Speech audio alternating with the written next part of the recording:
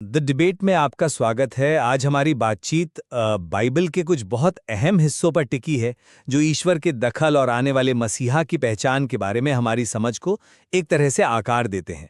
और हमारे सामने सवाल ये है, क्या ये अंश हमें ईश्वर की समझ में एक सीधे साधे विकास को दिखाते हैं, मतलब जहां बदले या प्रतिशोध की एक पुरानी सोच धीरे धीरे उद्धार और मुक्ति के गहरे विचार में बदल जाती है, या फिर क्या ये अंश उम्मीद और हकीकत के बीच एक गहरा तनाव, एक टकराव को दिखाते हैं। मैं इस पक्ष में हूं कि ये ग्रंथ एक क्रमिक विकास को दिखाते हैं जहां ईश्वर की छवि एक बदला लेने वाले शासक से एक बचाने वाले उद्धारकर्ता में बदलती है, और यीशु के काम इस विकास की सबसे ऊंची मंजिल हैं। और मैं ये नज़रिया पेश करूंगी कि यहाँ एक सीधे साधे विकास के बजाय एक बहुत गहरा तनाव है। यीशु की मसीहाई पहचान पहले से तय उम्मीदों को पूरा नहीं करती, बल्कि उन्हें जड़ से चुनौती देती है। और ये चुनौती इतनी बड़ी थी कि यूहन्ना बपतिस्ता जैसे बड़े पैगंबर के मन में भी असली शक पैदा हो जाता है। चलिए इस बातचीत को यशाया की किताब से शुरू करते हैं। मेरे हिसाब से यहीं पर ईश्वर के प्रतिशोध की सोच को एक नया मतलब दिया गया है। यहां प्रतिशोध इंसानों के खिलाफ नहीं, बल्कि उस बुराई के खिलाफ है जो इंसानों को तकलीफ देती है, जैसे अंधापन, बहरापन, कैद। यशाया साफ साफ कहते हैं, तुम्हारा ईश्वर खुद आकर तुम्हें बचाएगा। अब ये ईश्वर की उन पुरानी इंसानों जैसी छवियों से बहुत बड़ा वैचारिक बदलाव है। ये सोच में एक गहरी समझ की तरफ एक कदम है। और इसी से जुड़ा एक और शब्द है, छुटकारा या रिडेम्पशन। ये गोएल के विचार से आता है। प्राचीन समय में गोएल आपका सबसे करीबी रिश्तेदार होता था, मतलब वो इंसान जिसकी जिम्मेदारी थी कि अगर आप कर्ज या गुलामी में फंस जाएं तो वो आपको अपनी कीमत चुकाकर छुड़ाए। यशाया कह रहे हैं कि ईश्वर हमारा वही सबसे करीबी रिश्तेदार है जो हमें छुड़ाने के लिए मजबूर है। ये एक जज्बाती रिश्ता है। और जब यीशु से उनकी पहचान पूछी जाती है तो वो कोई टाइटल नहीं लेते, बल्कि यशाया की भविष्यवाणी की तरफ इशारा करते हुए कहते हैं, जाओ और यूहन्ना को बताओ कि अंधे देखते हैं, लंगड़े चलते हैं। ये उस सोच के विकास का शिखर है जहां मसीहा की पहचान ताकत दिखाने से नहीं, बल्कि इंसानियत को ठीक करने वाले कामों से होती है। मैं मानती हूँ कि मुक्ति और छुटकारा इसके केंद्र में है, लेकिन इसे एक सीधा साधा आसान विकास मान लेना मामले को बहुत सरल बना देना है। मेरे लिए इस कहानी का सबसे अहम हिस्सा यूहन्ना बपतिस्ता का शक है। वो कोई मामूली इंसान नहीं थे। यीशु खुद उन्हें स्त्रियों से जन्मे लोगों में सबसे महान कहते हैं, और फिर भी यही यूहन्ना जेल से अपने लोगों को भेजकर पूछते हैं, क्या तुम वही हो जो आने वाला है, या हम किसी और का इंतजार करें? ये कोई छोटा मोटा सवाल नहीं है। ये शक मसीहा से जो उम्मीदें थीं और यीशु असल में जो कर रहे थे, उसके बीच की गहरी खाई को दिखाता है। यूहन्ना ने तो एक ऐसे ताकतवर मसीहा का प्रचार किया था जो आएगा और न्याय करेगा, भूसी को न बुझने वाली आग में जला देगा। और यीशु क्या कर रहे थे? वो पापियों और टैक्स वसूलने वालों के साथ बैठकर खाना खा रहे थे। वो कोई तपस्वी नहीं थे। उनके तरीके लोगों को उलझन में डाल रहे थे, उन्हें चौंका रहे थे। और यीशु का जवाब, धन्य है वो जो मेरे कारण ठोकर न खाए, ये इस बात को कबूल करता है कि हाँ, मेरी पहचान तुम्हारी उम्मीदों के लिए एक चुनौती है, एक ठोकर का पत्थर है। ये कोई आसान पूर्ति नहीं थी, बल्कि परिभाषा को जड़ से ही बदल देना था। मैं आपकी बात समझता हूं, लेकिन प्रतिशोध शब्द पर वापस आते हैं। यशाया के लेख में प्रतिशोध का मतलब साफ तौर पर उद्धार से जुड़ा है। यह सिर्फ एक शब्द का मामला नहीं है, बल्कि बाइबल में भाषा कैसे विकसित हुई इसका एक उदाहरण है। जैसे बलिदान या ईश्वर का भय जैसे शब्दों का मतलब वक्त के साथ गहरा होता गया, वैसे ही यहां भी हुआ। यशाया कह रहे हैं कि ईश्वर की शान या गौरव लोगों को सजा देने में नहीं, बल्कि उन्हें बचाने के काम में जाहिर होता है। प्रतिशोध उस बुराई पर है जिसने इंसान को जकड़ रखा है, खुद इंसान पर नहीं। ये एक बहुत ही खूबसूरत और गहरी समझ की तरफ बढ़ना है। मैं इनकार नहीं कर रही कि इसका मकसद बचाना है, लेकिन मेरा सवाल ये है कि अगर सिर्फ बचाना ही था, तो प्रतिशोध जैसा इतना ताकतवर और हिंसक लगने वाला शब्द इस्तेमाल ही क्यों किया गया?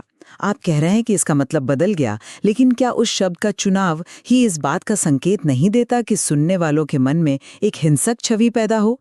यशाया ये जोखिम क्यों लेंगे? मेरे ख्याल से ये शब्द एक जबरदस्त और निर्णायक दखल की तरफ इशारा करता है, सिर्फ एक नर्म इलाज की तरफ नहीं। ये एक ऐसी ताकत की बात करता है जो जुल्म के मौजूदा ढांचे को, चाहे वो शारीरिक हो या रूहानी, उलट कर रख देगी। इस तनाव को हम नजरअंदाज नहीं कर सकते। ये दिखाता है कि ईश्वर का छुटकारा जितना नर्म है, उतना ही व्यवस्था को भंग करने वाला भी है। ये सिर्फ मरहम लगाना नहीं है, बल्कि जंजीरों को तोड़ना है, और वो प्रक्रिया हमेशा शांतिपूर्ण नहीं होती। ये एक दिलचस्प नजरिया है और मैं इस बात से सहमत हूं कि ये एक विघटनकारी शक्ति है, लेकिन इसका लक्ष्य सकारात्मक है, बुराई की संरचनाओं को तोड़ना, न कि इंसानों को।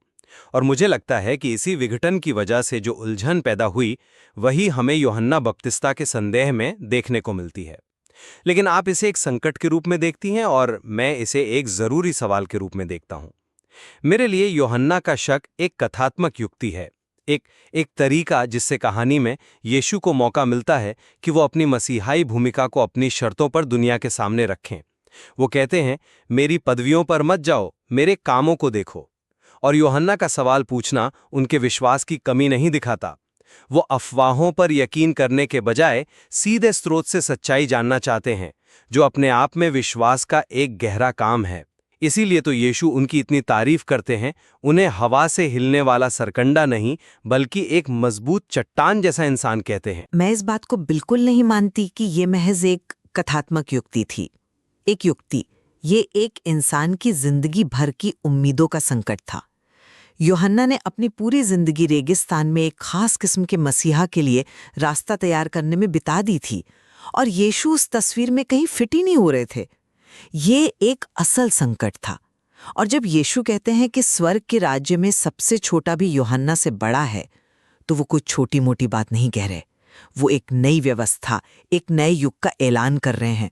वो कह रहे हैं कि भविष्यवाणी की पुरानी दुनिया, जिसका सबसे बड़ा प्रतिनिधि यूहन्ना है, अब खत्म हो गई है और कुछ बिल्कुल नया शुरू हो गया है। ये एक आसान निरंतरता नहीं है, ये एक क्रांतिकारी मोड़ है, एक पैराडाइम शिफ्ट। ये उसी गहरे तनाव को दिखाता है जिसके बारे में मैं बात कर रही हूँ। ये विकास नहीं, ये एक तरह का धमाका था। मैं धमाका शब्द से असहमत हूँ।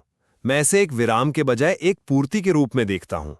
ये एक नए अध्याय की शुरुआत है, पूरी किताब को फेंक देना नहीं। यूहन्ना ने दरवाजा खोला और यीशु उस दरवाजे से अंदर आए। ये हैंडओवर का पल है, जहां पुराना नियम अपनी मंजिल तक पहुंचता है और नया नियम शुरू होता है, और ये हमें मुक्ति की असल प्रकृति पर लाता है। भजन संहिता 145 इस विचार को और मजबूत करती है कि मुक्ति सिर्फ रूहानी नहीं, बल्कि शारीरिक भी है। जब भजनकार कहता है वह भूखों को रोटी देता है, तो इसका मतलब असल रोटी भी है और ईश्वर का वचन भी। जब वो कहता है वह बंदियों को मुक्त करता है, तो इसका मतलब जेल से रिहाई भी है और नफरत और गुरूर की जंजीरों से आज़ादी भी। यीशु इसी पूरी समग्र मुक्ति के प्रतीक हैं। वो सिर्फ एक राजनीतिक मुक्तिदाता नहीं है, वो इंसानियत को उसकी संपूर्णता में बहाल करने आए हैं। और पुराना नियम इसी गहरी सच्चाई की तरफ धीरे धीरे इशारा कर रहा था। मैं सहमत हूं कि मुक्ति का एक रूहानी आयाम है, लेकिन उनके जमाने के लोगों के लिए यही तो सबसे बड़ी समस्या थी, यही तो तनाव का केंद्र था। जब यशाया निर्वासन में बैठे लोगों से मुक्ति की बात कर रहे थे, तो वो लोग बेबीलोन में गुलाम थे। वो एक ठोस राजनीतिक और राष्ट्रीय बहाली की उम्मीद कर रहे थे। उन्हें एक ऐसे गोयल की उम्मीद थी जो उन्हें एक विदेशी ताकत के चंगुल से छुड़ाएगा। और सदियों बाद जब यीशु आए, तब भी लोग एक विदेशी ताकत रोम के अधीन थे। वो भी एक राजनीतिक मुक्तिदाता का इंतजार कर रहे थे। लेकिन यीशु ने क्या पेशकश की? एक रूहानी स्वर्ग का राज्य। ये मुक्ति की एक इतनी गहरी और अलग परिभाषा थी कि इसने यकीनन उन बहुत से लोगों को निराश किया होगा जो एक दुनियावी राजनीतिक उद्धारकर्ता का इंतजार कर रहे थे। ये तनाव दिखाता है कि यीशु का संदेश कितना अप्रत्याशित और चुनौतीपूर्ण था। लेकिन क्या ये निराशा एक गहरी सच्चाई की ओर इशारा नहीं करती कि सच्ची मुक्ति कभी सिर्फ राजनीतिक या भौतिक नहीं हो सकती? वो तो अस्थायी होती है। एक साम्राज्य जाता है, दूसरा आ जाता है। यीशु ने मुक्ति की सोच को इस सतही स्तर से उठाकर एक सार्वभौमिक रूहानी स्तर पर पहुंचा दिया। ये उस विकास का अंतिम चरण था। ये समझना कि सबसे बड़ी जेलें बाहर नहीं, बल्कि हमारे अपने अंदर हैं। नफरत की, डर की, लालच की जेलें। तो यह एक निराशा नहीं थी, बल्कि एक कहीं ज्यादा गहरी और स्थायी आशा का ऐलान था। एक ऐसी आशा जो किसी भी दुनियावी साम्राज्य के गिरने के बाद भी जिंदा रह सकती है। मैं इसे अंतिम चरण कहने में संकोच करूंगी। मैं इसे एक कट्टरपंथी पुनर्निर्देशन कहूंगी। यह एक सीधी रेखा नहीं थी, बल्कि एक तेज अप्रत्याशित मोड़ था। यीशु ने उम्मीदों की मेज को ठीक वैसे ही पलट दिया जैसे उन्होंने मंदिर में साहूकारों की मेजों को पलटा था। यह एक आरामदायक निष्कर्ष नहीं था, बल्कि एक विघटनकारी घोषणा थी कि ईश्वर का राज्य वैसा नहीं दिखेगा जैसा किसी ने भी सोचा था। और यूहन्ना का शक इस विघटन का सबसे शक्तिशाली सबूत है। अगर रास्ता तैयार करने वाला अग्रदूत खुद ही भ्रमित था, तो हम यह कैसे मान सकते हैं कि यह एक सीधा और स्पष्ट विकास का मार्ग था? यह तो एक पहेली थी और यीशु लोगों से कह रहे थे कि वे अपने पुराने नक्शे फेंक दें और इस पहेली को सुलझाएं। तो हमारी बातचीत ने ये दर्शाया है कि कैसे ये ग्रंथ सामूहिक रूप से ईश्वर की योजना के बारे में इंसानी समझ के विकास को दिखाते हैं। ये समझ ताकत और बदले की पुरानी सोच से आगे बढ़कर एक गहरी व्यक्तिगत मुक्ति तक पहुंचती है, जिसका प्रतीक यीशु है। उनकी पहचान पदवियों से नहीं, बल्कि इंसानियत को बहाल करने वाले उनके भविष्यपूचक कामों से साबित होती है, ठीक जैसा यशाया ने सदियों पहले बता दिया था। यह एक वादे की पूर्ति है। और मेरी राय में हमारी चर्चा से ये स्पष्ट हुआ है कि ये मसीहाई पहचान भविष्यवाणियों की कोई सीधी साधी पूर्ति नहीं थी। ये एक कट्टरपंथी और चुनौतीपूर्ण पुनर्व्याख्या थी, जिसने असली तनाव और शक पैदा किया, यहाँ तक कि सबसे समर्पित लोगों के मन में भी। यीशु का मसीहा होना उनकी इसी अप्रत्याशित प्रकृति में परिभाषित है, जो लोगों को पुरानी उम्मीदों से चिपके रहने और मुक्ति की एक नई रूहानी समझ को अपनाने के बीच एक मुश्किल चुनाव करने के लिए मजबूर करता है। अंततः ये ग्रंथ हमें कोई आसान जवाब नहीं देते, बल्कि विश्वास, शक और उद्धार के असली मतलब पर गहराई से सोचने के लिए उकसाते हैं। और इन विषयों पर, इन सामग्रियों में खोजने के लिए और भी बहुत कुछ है।